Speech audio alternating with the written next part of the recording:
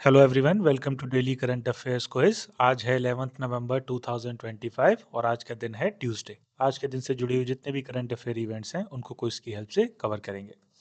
तो first topic है हमारे पास अंगोला। अंगोला से जुड़ा हुआ एक क्वेश्चन आपको दे रखा है। हमारी जो प्रेसिडेंट हैं वो अंगोला के ऑफिशियल विजिट पर हैं, तो उसकी वजह से ये जो टॉपिक है वो न्यूज़ में बना हुआ है। तो क्वेश्चन है, consider the following statements with reference to Angola. तीन स्टेटमेंट आपको दे रखे हैं, आपको बताना है कि इनमें से कौन से स्टेटमेंट करेक्ट है। तो फर्स्ट स्टेटमेंट है, it is a south west African coastal country. तो ये स्टेटमेंट बिल्कुल ठीक है। अफ्रीका एक साउथ वेस्ट कोस्टल कंट्री है। अटलांटिक ओशियन या अटलांटिक कोस्ट के ऊपर हमें ये कंट्री देखने को मिलता है। नेक्स्ट है, it is bordered by Namibia and Botswana. ये स्टेटमेंट भी बिल्कुल ठीक है। अंगोला जो है वो बहुत सारी कंट्रीज से बॉर्डर्ड है। एक साइड इसके अटलांटिक ओशियन है और बाकी के साइड्स जो है अलग अलग कंट्रीज, अफ्रीकन कंट्रीज का बॉर्डर हमें देखने को मिलता है। Namibia, Botswana, Congo, democratic Republic of Congo, इस तरह के कंट्रीज बॉर्डर्ड हमें देखने को मिलते हैं अंगोला के अराउंड। थर्ड स्टेटमेंट की बात करेंगे, it is an opaque member. तो ये स्टेटमेंट बिल्कुल गलत हो जाएगा। 2024 में अंगोला बाहर जा चुका है ओपेक से, तो अभी अंगोला ओपेक का मेंबर नहीं है। तो first and second are correct statement और करेक्ट ऑप्शन हो जाएगा हमारे पास बी। नेक्स्ट है हमारे पास, consider the following statements regarding traditional medicine in India. तो ट्रेडिशनल मेडिसिन को लेके डब्ल्यूएचओ का जो सेकंड सेशन है वो अभी कन्वीन हुआ है, इसीलिए ट्रेडिशनल मेडिसिन का जो टॉपिक है वो न्यूज़ में बना हुआ है। तीन स्टेटमेंट आपको दे रखे हैं, आपको बताना है कि कौन से स्टेटमेंट ठीक है, करेक्ट बताना है आपको। तो फर्स्ट स्टेटमेंट है, आयुर्वेद, योग and naturopathy, Unani, Siddha and homeopathy are considered to collectively AYUSH. तो जो मिनिस्ट्री ऑफ आयुष है तो उसका फुल फॉर्म हमें ये सारे ट्रेडिशनल मेडिसिन जो प्रैक्टिसेस हैं वहाँ से देखने को मिलता है। आयुर्वेद, योग and naturopathy, Unani, Siddha and naturopathy. तो ये स्टेटमेंट बिल्कुल ठीक है। नेक्स्ट है हमारे पास, national Ayush mission aims to promote the development and propagation of traditional and alternative systems of health care. तो ये स्टेटमेंट बिल्कुल ठीक है। 2014 में 2014 में नेशनल आयुष मिशन को शुरू किया गया था ताकि जो ऑल्टरनेटिव मेडिसिन प्रैक्टिसेस हैं या जो ट्रेडिशनल मेडिसिनल प्रैक्टिसेस हैं उनको भी बढ़ावा मिल सके। तीसरा है हमारे पास, Sowa Rigpa is a traditional system of medicine practice in the Himalayan region like Ladakh and Sikkim. तो ये स्टेटमेंट भी बिल्कुल ठीक है। सोवा रिगपा एक ट्रेडिशनल मेडिसिन सिस्टम है जो हिमालयन रीजन में हमें देखने को मिलता है। तो तीनों स्टेटमेंट यहाँ पर करेक्ट हैं। So the correct option is D, 1, 2 and 3 are correct. Next है, PM Krishi Sinchai Yojana was launched in A 2015, B 2014, C 2019, D 2020। तो अभी अभी जो है एक वाटरशेड महोत्सव चल रहा है आंध्र प्रदेश के अंदर, और वहाँ पर शिवराज सिंह चौहान ने पीएम कृषि सिंचाई योजना को प्रेस किया है। तो आपको बताना है कि पीएम कृषि सिंचाई योजना कब शुरू हुई थी, 2015, 2014, 2019, 2020। The correct option is 2015। तो 2015 में हमें ये योजना देखने को मिलती है जिसका ऑब्जेक्टिव है कि ज़्यादा से ज़्यादा जो एग्रीकल्चर रीजन है उसको इरिगेशन के अंदर लाया जा सके। नेक्स्ट है हमारे पास, एक्सरसाइज मित्र शक्ति इज एसोसिएटेड विद। तो एक मिलिट्री एक्सरसाइज के बारे में आपसे क्वेश्चन पूछा है कि जो मिलिट्री एक्सरसाइज है मित्र शक्ति, ये किसके साथ एसोसिएटेड है। A Nepal, B Sri Lanka, C Indonesia, D Australia. The correct option is Sri Lanka. तो श्रीलंका के साथ एक्सरसाइज मित्र शक्ति जो है वो शुरू हुई है, और ये एक एनुअल आर्मी एक्सरसाइज है जहाँ पर दोनों कंट्रीज़ की आर्मी जो है एक कॉमन ट्रेनिंग प्रोग्राम लेके आने की कोशिश करती हैं। नेक्स्ट है हमारे पास, in reference to PM Shri scheme consider the following statements. तो पीएम श्री को ये लेके ये क्वेश्चन पूछा गया है, आपको दो स्टेटमेंट दे रखे हैं, आपको बताना है कौन सा स्टेटमेंट ठीक है। तो फर्स्ट स्टेटमेंट है, द स्कीम वाज लॉन्च्ड इन 2021। तो पीएम श्री स्कीम जो है ये स्टेटमेंट गलत हो जाएगा। 2022 में इसको लॉन्च किया गया था सितंबर में, तो दिस स्टेटमेंट इज रॉन्ग।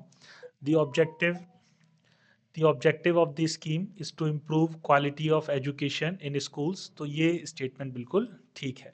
तो पीएम श्री स्कीम जो है स्कूल एजुकेशन को इम्प्रूव करने के लिए इसको लाया गया था। यहाँ पर मॉडल स्कूल्स बनाए जाएँगे, जो केंद्रीय विद्यालय हैं उनको मॉडर्न वे में डेवलप किया जाएगा, ताकि जो हमारा नेशनल एजुकेशन प्रोग्राम है, नेशनल एजुकेशन पॉलिसी है, उसके अराउंड हम एजुकेशन को डेवलप कर पाएँ। तो सेकंड स्टेटमेंट यहाँ पर करेक्ट है, आपसे करेक्ट स्टेटमेंट पूछ रहा है, so the correct option is B, only 2 is correct. Next है नारी शक्ति वंदना अधिनियम इज एसोसिएटेड विथ। तो नारी शक्ति वंदना अधिनियम इनमें से किसके साथ एसोसिएटेड है? अभी अभी सुप्रीम कोर्ट के अंदर जो नारी शक्ति वंदना अधिनियम है उसको लेके एक केस चल रहा है, तो उसको लेके जो सुप्रीम कोर्ट के जज हैं उन्होंने कुछ रेफर किया है इस अधिनियम को, तो इसीलिए न्यूज़ में बना हुआ है। चार स्टेटमेंट, चार ऑप्शंस आपको दे रखे हैं, आपको बताना है।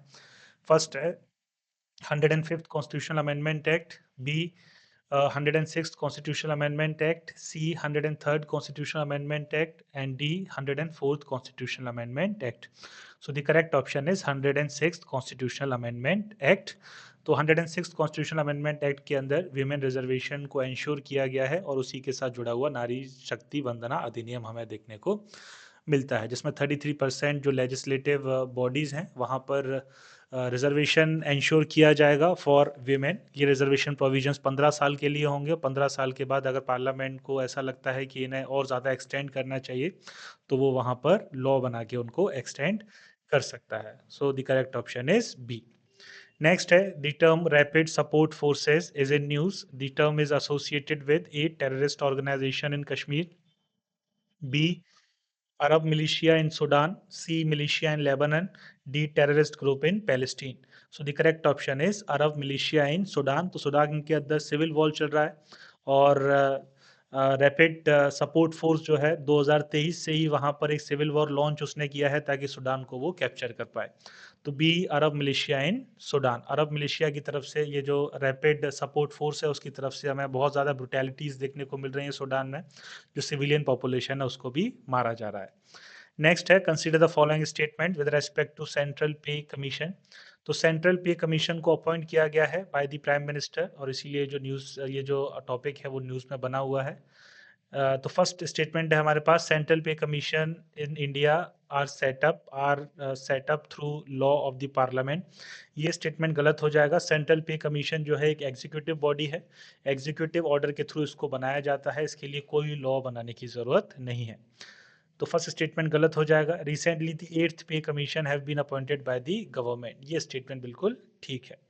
8th पे कमीशन अभी अभी गवर्नमेंट ने अपॉइंट किया है, 18 महीने का समय उसको दिया गया है और 18 महीने के अंदर वो पे को लेके अपने रिकमेंडेशंस, अपने सजेशंस प्रेजेंट करेंगे। नेक्स्ट है हमारे पास द फर्स्ट पे कमीशन वाज कॉन्स्टिट्यूटेड इन 1946। तो ये स्टेटमेंट भी बिल्कुल ठीक है। फर्स्ट सेंट्रल पे कमीशन हमें 1946 में देखने को मिलता है और उसके बाद लगभग हर 10 साल बाद ये जो कमीशन है इसको बनाया जाता है। तो second and third statement are correct. तो correct option is D. Next है हमारे पास conference of parties COP30 of United Nation Framework Convention on Climate change.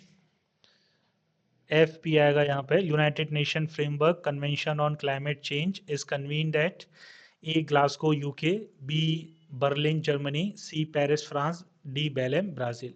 तो the correct option is D Belem Brazil. अभी अभी जो कॉन्फ्रेंस ऑफ पार्टीज 30 है, United Nation Framework Convention on Climate change शुरू हो गया है बेलेम ब्राज़ील के अंदर, तो इसीलिए टॉपिक न्यूज़ में बना हुआ है। नेक्स्ट है हमारे पास consider the following statements about National Tiger Conservation Authority. तो कुछ न्यूज़ आर्टिकल्स के अंदर ये जो नेशनल टाइगर कंजर्वेशन अथॉरिटी है इसको फीचर किया गया है, इसीलिए न्यूज़ में आया है ये। दो स्टेटमेंट आपको दे रखे हैं, आपको बताना है कौन सा स्टेटमेंट ठीक है। तो फर्स्ट स्टेटमेंट है हमारे पास इट वाज एस्टेब्लिश्ड इन 1972 under the Wild Life Protection Act 1972। तो ये स्टेटमेंट गलत हो जाएगा। National Tiger Conservation Authority Wild Life Protection Act के अंदर ही बनाया जाता है, लेकिन इसका कॉन्स्टिट्यूशन हमें 2005 में देखने को मिलता है। तो फर्स्ट स्टेटमेंट गलत हो जाएगा, 1972 में इसको नहीं बनाया गया है। नेक्स्ट है it got established following the recommendations of tiger task force. तो ये स्टेटमेंट बिल्कुल ठीक है। 2005 में टाइगर टास्क फोर्स बनाया जाता है, वो रिकमेंड करता है और उसके बाद इस बॉडी को बनाया जाता है। तो correct option is B, only 2 is correct. So this is all from today's current affairs quiz. Thank you all of you. Have a nice day.